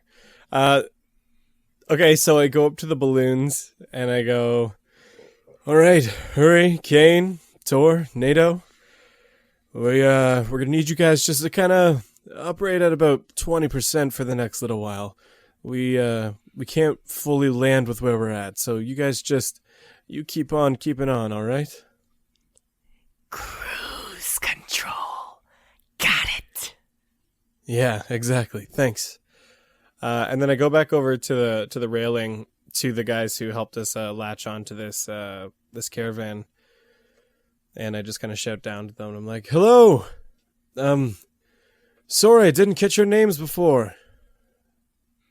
You see, the people who've already helped you have already kind of like gone and sat down, but a turtle person, wearing these just kind of, just elaborate robes and these like ornate earrings and stuff. This turtle person just waves at you all and it says, "Oh, I can help you if you come down here. Come, lots of room here in Russia." Sure. And I'm actually gonna do a cool little hop over the railing and slide down the rope onto kind of their caravan that we got secured onto. DM, I would have loved to be piggybacking Darian while he did that. No, thank you. Can I see if I stealth on so he doesn't notice me? Roll Dex. How am I not gonna notice you on my back? Oh man, that's a whopping 10. As he runs too fast and he jumps on before you can grab his cloak and go with him. Okay. Well, you can't blame a goblin for trying. I will just climb down the rope much more timidly and carefully. Zippy, what do you want to do? I don't know. I'll supervise them. Just from the ship? Yeah, well, no, I'll go hang out with them, but like, I'll just supervise. So you're there on the caravan with them? Yeah. Okay. So all three of you make your way down, and you're standing on like an open-faced carriage, essentially. And you can feel beneath you, wheels are moving, and the ground is like shaking, and the whole thing is kind of like moving. It's kind of unstable, but you find your balance pretty quickly. And the turtle person just goes, "Oh, hello. My name is Alba. What brings you to Russia today? Are you here for your own journey?" We're here Yeah, for the sorry. Great Library. Just supervising, huh? Sorry, what was your name again? Alba. Sorry, you can answer his question now. Yes, the Great Library. Many come here from far away to seek its knowledge. It is the end of all nomads' journeys. Do you have sand in your throat or something? No. Do you need a cough drop? I'm sorry for my friend. It's kind of his first experience. It's hard to coming out hear in what the you're world. saying. I hear that many times. Turtles have it rough when speaking with your kind. Well, I can't imagine the sand helps very much. That's like breathing in like smoke every day. Especially when you're in a caravan where it kicks up sand everywhere. Let's go talk inside where there's less dust. Oh yes, that'll be very helpful for your voice. I'd like to hear you sing someday. Arabian. Sorry, you said the city was the city of Russia? Yes. I think you said But Russia. it's not a true city. Russia is less of a city and more of an idea, a gathering, a collective whole. Kind of like Burning Man. No, we don't burn any men here. Sorry, other thing. I Continue. slap Peterson upside the head. Why? How did you not know this was a moving city? You dum-dum. You said you knew Westboro. exactly where it was. Well, we found it, didn't we? Hold on. Sorry, just to clarify, is the library here or we're heading to it? Oh yes, the library is the four-legged wonder you see ahead. Interesting. But none normally return from said place. So Most people here just follow and see that the true knowledge is not within the library, but in the path it is traveling. It Actually, it seems walks across the sand with its own mind, and we are humble followers. This just But- sounds like fear to me. if it's a mystery of whoever people don't return from the library, then by default that means that the knowledge does come from within the library. Because Not the necessarily. like It could be a trap for those who are greedy. I think the symbolism of this whole thing is that what lies within is really what lies beyond. The things that we cannot really know. And no, those but we who can wish know to if know we go in the library. Then we'll know why everyone's going off to. and hence the risk when you want to go where no one has been But he and to just see said what is unnatural. he just said that the answers don't lie in the library. But Well, that's for the nomad, but for someone who wants to seek unnatural knowledge like we do, the answers lie within this is the so, library. I mean, This is DM. this is so silly. DM. When we saw the city, how big of a like a radius around was the city to the library? So the library's pretty, or the library four-legged moving building's pretty big. It's kind of close-ish to the size of a mammoth, kind of. A bit, probably like 60% of one of the mammoths you saw in Mana Snow. Okay. But this whole raft thing is quite large. It's like the whole center square of Ormond, the center square of Orem, and then some. So, like probably like a mile or two. Mile or two, yeah. Cool. So I'm it's gonna like- detect portal that does in a 3-mile radius. I can detect any portals in the area. Wait, Yeah, I have okay. a perfect analogy before we continue. It's like an elephant wearing a sombrero hat that's so that feeds that is like has queso dip and guac in it and everything, but it feeds like 1,000 people.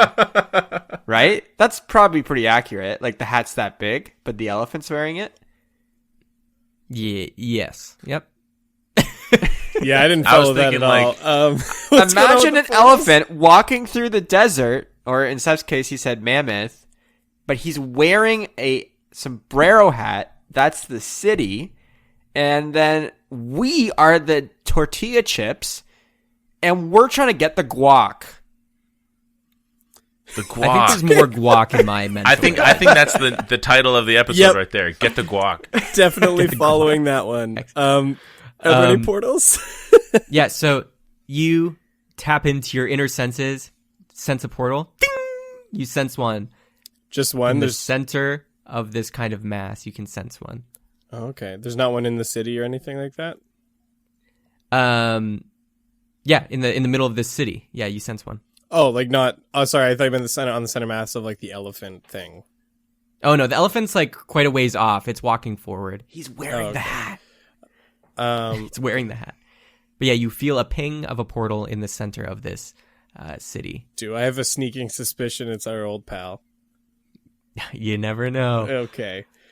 But Alba says, But feel free to join your journeys here and take your nomadic stance how you will.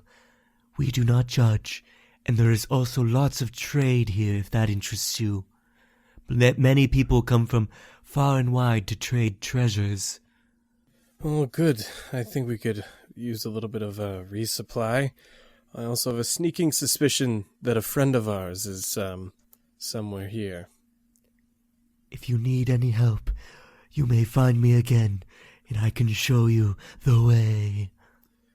Of course. I mean, our airship is tied onto you, so I think we'll be back. You ever heard of the Greeters Guild? Like the Greeters Guild? You'd be great in that. You just did a great job greeting us here. That's true. We should Thank connect you. them. It's a bit different of a climate for you, but, you know, your voice might be helped by it. My journey is here. but I do enjoy greeting the newcomers. Well, you're doing a fantastic job. We will see you shortly, friend. They blush a little bit because they're getting a lot of compliments right now. Bye. All right, guys. I think we should probably stock up before we go try and take on that library. Don't you think?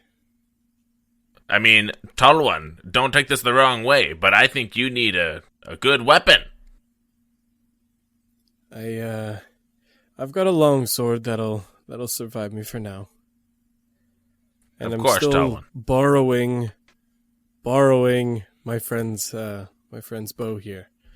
Why are you stressing that so much to me? I care little of such things. Yeah, sure. Anyway, Must be under guilt.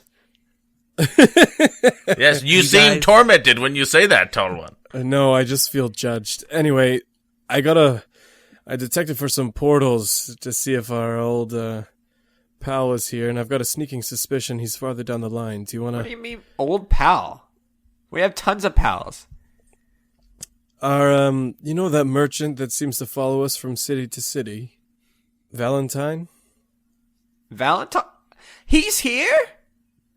I'm not 100% certain, but whenever we go to a new city and I detect for portals, I tend to find one, and Wait a minute, this is how we found the cat You? cult.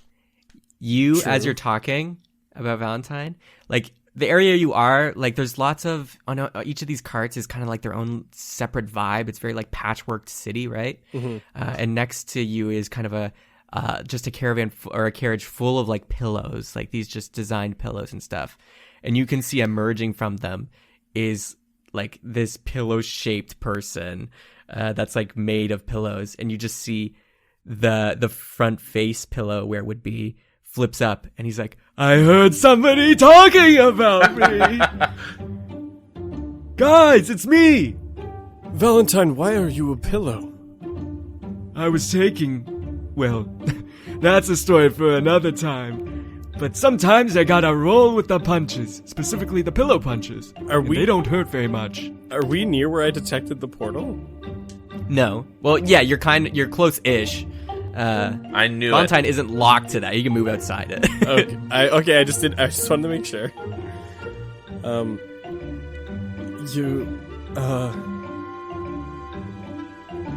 How did this happen? Why are you a pillow? I mean, sorry, I already asked. I'm that. not. Okay, I'll take the pillows off. It's just a costume. Jeez. Okay, no, sorry. I just was a little dumbfounded. I was wondering if you were cursed. It was just. Curses? Where? Well, Do you have any? Actually, I he might have be the... an affliction of some kind. Okay, well, you're going to have to take that somewhere else. I'm not the affliction collector. Well, no, I'm trying. Part of the affliction is I can't talk directly about the affliction, if you catch my drift. Yes. Diarrhea. Yeah, I know it's embarrassing. No, But we all get through it. Usually quite quickly. Unless it's that bad. Oh, Darian, we gotta go to my shop quick to get you checked out. Yeah, absolutely. That gets you to the shop faster. And Valentine leads all you guys through this carriage city. You're always kind of watching your step. You can just always sense and hear some wheels beneath you and the moving and shaking. And there's lots of people, little stands here and there for shops and stuff, and lots of pillows and fabric just draping down and everything.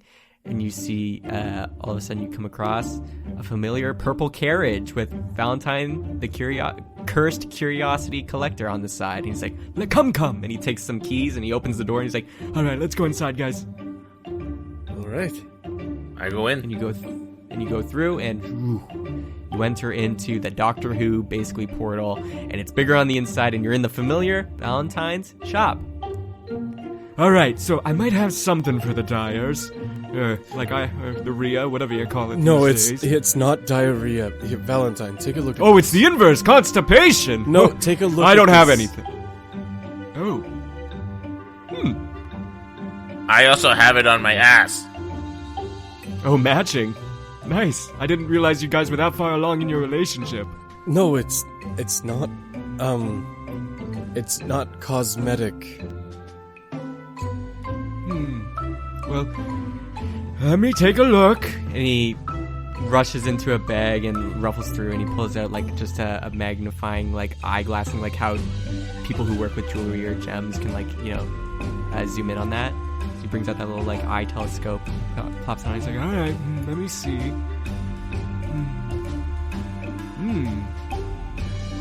Yeah, I don't know too much about what this is, but it looks like it's just a curse mark.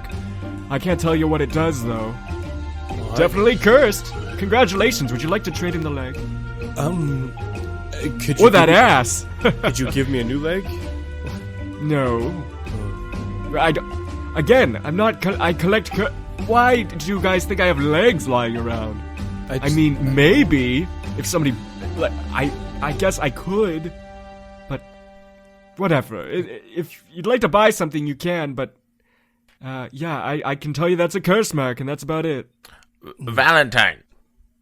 Yes? Last time we were with you, we actually sold to you something that since then I've come to regret, and I was wondering if it was available to buy back. It was a ring that when you were brought very close to death, it brought you back. Oh, yes, sorry. The ring, yes. Unfortunately, that's in my collection. No! Not for sale. I've waited months to ask about that. Has your inventory been refreshed at all? Yes, take a look at my new and improved, updated Word doc. and he unravels a scroll with prices. So, see anything you like? Well, I see a few things here. Mm-hmm. I'm gonna grab this thing off the wall. It looks like my style. I've been, especially with sand getting in my eyes and me having zero eyelashes really, because my eyes are so big and bright. I need something to cover them, so I'm gonna grab these goggles, please. Oh, Grubby. I remember him. Not really. I only heard of him from the note I found when I got these goggles. He was a little bit of a scavenger. A little Kenku scavenger. Really good eyes, I guess, but terrible fashion sense with these terrible goldish rusted goggles. But hey, if you want them, you got them. They're mine now. Read what it does. This pair of goggles has one charge and regains a charge each day. It has two features on it. One is magic erasure. You expend a charge and look at an amount of creatures equal to your wisdom modifier within 60 feet of you, disabling their abilities relating to any magic items, spells, or magical effects on those creatures are temporarily disabled for 1 minute. Use this feature as a bonus action. Or, feature erasure. You expend a charge, look at the creature within 60 feet at you, disable one of their features. You select a feature of the creature you look at and temporarily disable it for 1 minute. You use this feature as a bonus action. Pretty cool. Anything else anybody want? This sword here. What does it do? Oh, that one? That is... Wait, which one are you This one over here. It's looks very ornate and light. Oh yeah. Okay, it's The dancing it's sword. a dancing. Yes, I was getting that. Yeah, dancing sword, boogie woogie. It is a pretty cool sword. You can use a bonus action to toss this magic sword into the air, and then speak that command word. And when you do so, the sword begins to hover, flies up to 30 feet, and attacks one of the creatures of your choice within 5 feet of it. The sword uses your attack roll and ability score modifier to damage rolls. While the sword hovers, you can also use a bonus action to cause it to fly up to 30 feet to another spot within 30 feet of you. As part of the same bonus action, you can cause the sword to attack one creature within 5 feet of it. And then basically eventually it can come back. But yeah, it can fly and flip around and stab everybody around you, all on its own. Pretty cool. Yeah, that is pretty cool. That will be 3,000 gold. All right. Yes. I'll take it. And I don't think I'd get that. thank you for letting me know.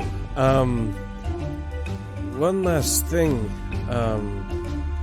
Can I pull a couple times from that void chest?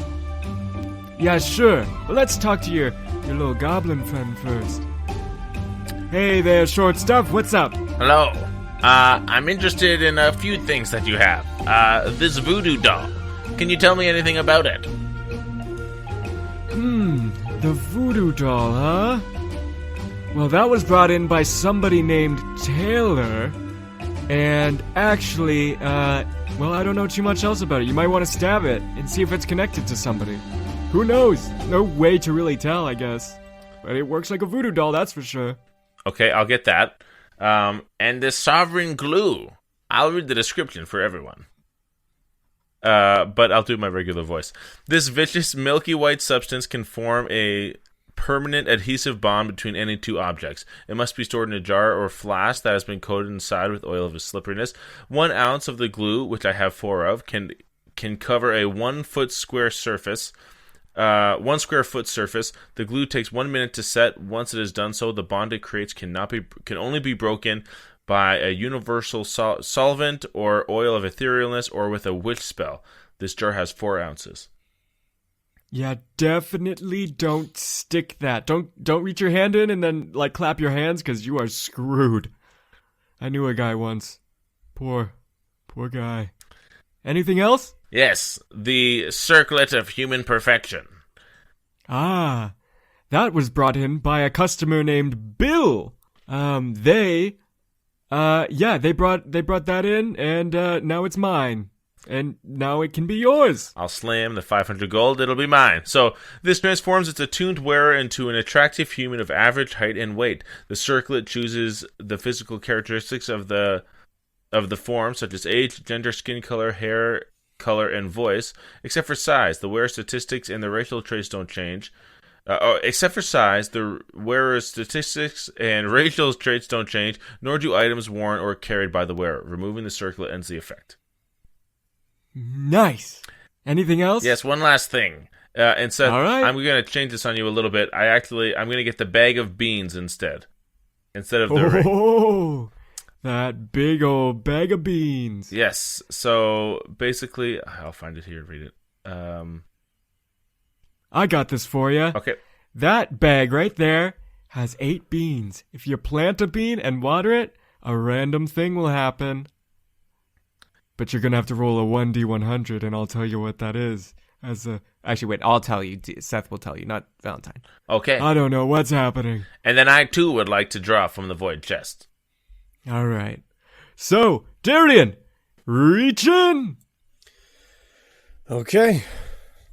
You feel that? What is it?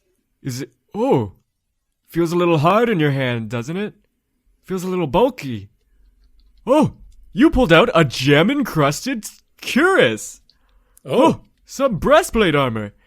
Oh man, that's pretty good. But what else is here? It enhances your sense of smell for 1d4 hours whenever it knows you don't want it. That's sad. Do you want it? Can I sell it to you for store credit? That sounds like you don't want it. Let 1 sec. Ooh. Your sense of smell is 2 times greater now. Well, I haven't worn it And yet. you can smell I haven't done my laundry this week. I haven't worn it yet. Yeah, but you're holding it, and it knows you don't want it. So yes, I'll take it off your hands. For Okay. 50 gold. Perfect. That's exactly what I wanted. There you go. Wait a minute. All Wait, right, little one. wait. Does that have any, like, armor benefits? Nah, it's just a regular kind of steel armor plate. Okay, cool. Nothing fancy. Okay, All right. I draw from the chest, yeah. You reach in. Ooh, ooh, ooh. Look at that! That's a cane! You got a little walking cane. Oh, wait, that's not just a walking cane. It's also a sword cane. Sick find. Oh, but guess what? It can be used as a club that attracts ghosts whenever you light it on fire. That could be kind of maybe useful. Okay. Okay. Right on. Sometimes you need to find a ghost, you know? I would like to do one more pull. Okay. All right. I was originally You planning reach on in, doing 2 pulls. That's what I was gonna do. You reach in. Oh. I'm trying to understand what this is. Oh no. It's a pendant. That's pretty cool, but it's pixie sized. It's very small. It's like a bracelet. It's like an earring.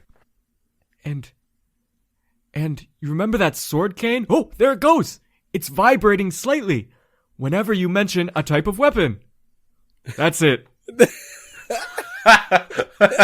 Probably thought that was going to be cooler. Me too. All right, I'll sell it back. It's just a little vibrating pixie-sized pendant. You can have that. I'll take that for 1 gold. Whoa, Thank what? you. Connor, you honestly have the worst luck with the void chest. Okay, well, hold on. I want to do 2. I'll do 1 more. Oh, it's a wooden purse. That's pretty cool, but not very functional. But guess what? It produces a 20-foot stunning blast 1 time whenever someone else thinks a positive thought about you. That'll probably never happen, eh, Darian? It's amazing. It's a little flashbang, but only when somebody thinks of banging you in their mind or something else positive. Get it? Whose is that? Is that Darian's? That's Darian's. Oh, you want 1 more, Peterson? Yes, please. Okay. Okay, this is... Wow, double pendants. Also double bad. Acid-edged pendant that recites the entire book of... What's your favorite book? The Lost Scrolls of the Tower. Okay, it doesn't do that. It recites the entire book of Jubles, the children's pop-up book. From start to finish, whenever you cover it up. Cover it up, it'll start reading that book. You can have this one. Oh, okay. He starts covering it in his hands. It's like, Jubles, at the fun and flubles, and everything here in the forest goes blooples. I hate Dr. Seuss. Okay, 10 gold for that one. Nice. All right. Well, is that everything? Yeah, against my temptation, I'm gonna hold on to the little bit of gold I have left. Then be gone! And maybe come back later, because I'll be here for a bit, I'm sure. Begone, thought. Well, pleasure doing business with you, and make sure you keep an eye on that curse mark. If it develops anymore, I'll definitely like to take your leg or your ass. Thank you. And you guys exit out into Russia, back onto the wooden moving stuff. Where else do you guys want to go? Yeah, I'd like to go to like a scroll store or like a post, or you know what, like an armory. Okay, yeah, you can start looking for armor. Does everybody want to do that? Yeah, sure. Let's Okay. do it. So you guys are walking along through this kind of maze of cloth and curtains and carriages, and all of a sudden, Zippy, your ears perk up. And you hear a familiar voice in the distance. Okay. And it's kind of loud and talking. And you just hear in the distance, Come on, guys. Hey, everybody. Do you want to listen to this? I got something great. It's a pill. You'll never believe it. This pill can do almost anything. and you hear somebody kind of selling a pill in the distance. And it's a very familiar voice. I rush over. You rush over, parting your way, jumping over carriages and going through curtains, knocking people out of the way, and they're like, oh, hey, man, go chill. And you go, and you see there's kind of an opening, and there's a lot of people sitting on pillows, and there's one person in the center of this circle of people sitting on the pillows, and they're standing on a little soapbox, and they're wearing a little vest with the symbol of the ammo company on it. And you can see it's Chris. Chris is the person who came to the Bramble Patch and educated Zippy on ammo and the company and got him to join and eventually leave the Bramble Patch. Chris was the person who made you step foot into the world. And you see Chris is just up there selling. Chris! Oh my goodness, Chris, it's you! Oh my gosh! Zippy! Oh my goodness! And he steps down from the soapbox. Chris is just this, like, slick-looking human. He has slick-back hair. He looks just the most polite, friendly, kind human guy you'd ever see. He just has slick-back hair, super kind of Mormon style. And his shirt's tucked in and everything. He's just like, Zippy, oh, it's so good to see you! You remembered me! Chris, I've been thinking about you and the mission and everything. Man, the mission is getting better by the day. I've been learning so much about myself and also getting so much good business. How's your business? You're kind of famous now, you know? Me? Yeah, well, I mean, I've been slacking on the business side of things. I haven't believed in the business as much as I should be believing in the business. And believing in myself at the same time. Man, we all go through slumps, Zippy, but you gotta know that ammo can bring you back up. You just gotta put more effort in, maybe buy another package, buy another subscription, just get back in there. I'm sure you still got it. You used to be killer. Back when we worked together? I know, and you sold circles around me. Well, I may have been in the biz a little bit longer than you, you know? Maybe one layer up, a level up. But you know, I'll be there soon, though. You'll get there soon. I'm just looking for the next couple candidates to be under me. Oh man, well, hey, how about for old time's sake we do a little number? You help me out, just like we used to, huh? Just like we used to? Oh, I don't know if I quite remember. Oh, I'm sure you remember. It'll come naturally. Come on, everybody, gather round. And people start coming and filling into the circle. Darian and Peterson, you also kind of followed Zippy over there, and you're kind of in this circle, and you see Zippy and Chris, and they're talking, and you're kind of curious about what's going on, and everybody around's kind of like mumbling, what's going on here? Okay, Zippy, here. And he helps you up onto the soapbox with him. Hey, everybody, one sec. Hey, you want to do number 7 or what? What number? Number 7 sounds good. That was our song.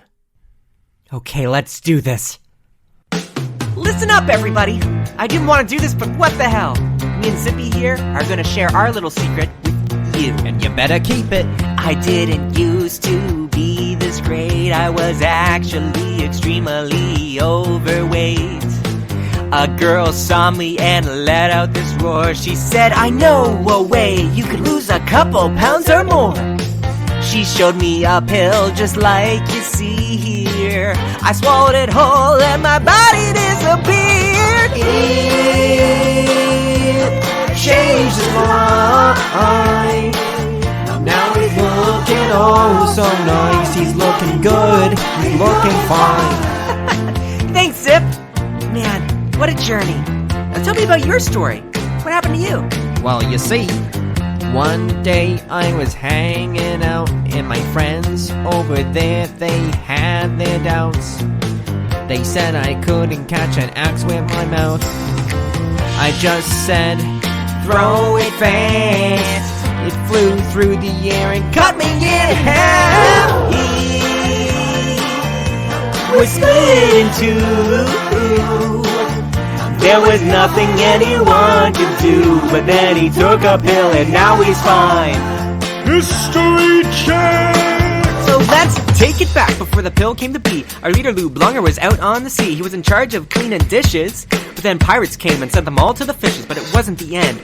turns out the water was his friend. Oh no! Oh yes! No way! Lou longer survived. Alone on the island was where he would thrive. But days passed quick and weeks passed quicker. Months passed fast and years were thinner. Eventually, he couldn't go on. All the food was eaten and his strength was gone. He shed a tear and looked up to the sky. He was ready to say goodbye. So sad. It's fate. It's bad. But wait! A sparkle of light shone in the corner of his eye. He chased into a cave and found a surprise. And then he found something in that cave. It was beautiful, was wonderful. It could change the universe's flow. It was something that, well, I don't know. Wait. You don't know what was in the cave? Darian, don't interrupt the song. Okay, calm down, everybody. I don't know what he found in the cave because it's a high-level ammo company secret. But basically, the ingredient he found there rejuvenated him and allowed him to have enough strength to swim back to the mainland. It was incredible. Bullshit. No, it's true. He took some of the material back with him and created this here pill. And now we are here as humble messengers to spread the word of this all-natural and all-curing pill and business opportunity with you, the people of Ohm. So don't sleep on this fantastic opportunity to join our team or buy our product. So, what do you say? You want to join? Okay, Chris. 3, 2, 1.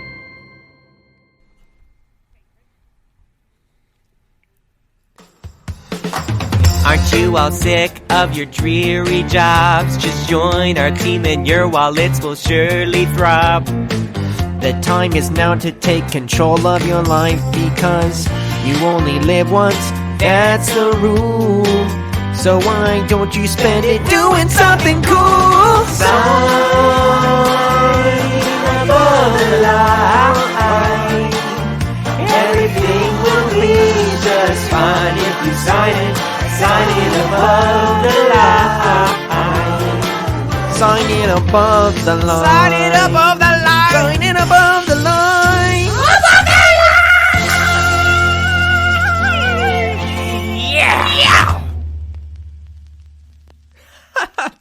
Yeah! Zippy, you still got it! I couldn't have done that without you, though. Oh my goodness, it was just like old times. It was. But man, I'm kind of surprised to hear you say you're slacking on your business and stuff because I thought you were going to be the new face of the next brand. Well, I mean, about that, yeah. Well, you see, listen, like, I just got these new brochures in. I won't be able to make it to the conference and that's coming up in a few days because, well, I'm stuck in the desert and it's kind of way off at Bayside, but I did get the next batch of brochures that we're going to be handing out and check it out. And he hands you one, and it just says, Ammo, the newest pill, the next step for your health. And then it's a picture of you, Zippy, with a thumbs up. And it says, Hero of Orem approved, also Raider of the Baroga Spire approved. I heard about the Spire, man. That's it. Nuts. I don't know what you did there, but that's really awesome. I'm speechless. Well, you don't need to be speechless.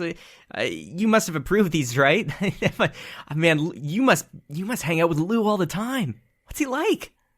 Besides, the stories and stuff. I just look up and off into the distance and I'm still speechless. Well, you keep looking at that. I'm going to hand out some pamphlets and get some signatures, okay? Hey, everybody, let's do this. Who wants in? And people are like, yelling and screaming and being like, yeah, I want ammo. And Zippy just looks up at the sky, speechless, that he is now the new face of the next brand, the next evolution of the ammo company. And that's where we're going to end the episode.